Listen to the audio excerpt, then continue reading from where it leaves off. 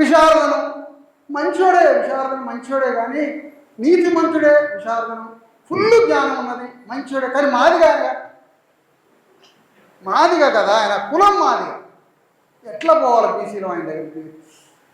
కులము మాదిగా, నీతిమంతుడు, 20 ఏళ్ళ నుంచి పోరాడుతున్నాడు, పావలా ముట్టుకోడు, ఊర్లు తిరుగుతున్నాడు, అద్భుతంగా మాట్లాడుతాడు, కులం మాదిగా. ఎట్లా మరి ఏం చేద్దాంరా నాయన? నాకా మార్చుకునే అవకాశం లేదు. నేను ఎట్లా పాడేది? ఏం చేస్తావు? నేనమ్మా అట్లా అబ్జర్వ్ చేస్తున్నాను. ఈ కులం మాది ఎట్లా? ఏం చేస్తావు? అలా ఎవరిని అడగాలి? అమెరికా పోనా, రష్యా పోనా? నేను ఏం చేస్తావు? నీతిమంతుడే, ఇంతకన్నా నీతిమంతుడు పుట్టాడు, మరి మాదిగోడుగా ఎట్లా? పోనీ మా మాదిగోళ్ళనన్నా కులంలో పుట్టిన మాదిగోళ్ళని రమ్మన్నామంటే వారికి వర్గీకరణ పనులనిచ్చే పార్టీలు ఉన్నాయి, వారు ఎట్లా వస్తారు?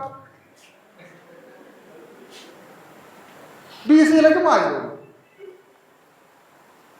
మాలను కూడా అంబేద్కర్ సిద్ధాంతాన్ని బాగానే తీసుకుపోతుండ్రు మాకన్నా, కానీ మాది కదా.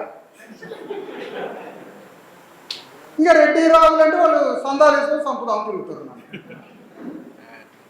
అది వాళ్ళది అట్లా, వీళ్ళది ఇట్లా. మరి తురుకోళ్ళు మాదిగోళ్ళు గాసులు పట్టుకొని పోతే సేమియాలు పోసేవాళ్ళు మాదిగోళ్ళకి, నన్ను రానిస్తారు వాళ్ళు. కానీ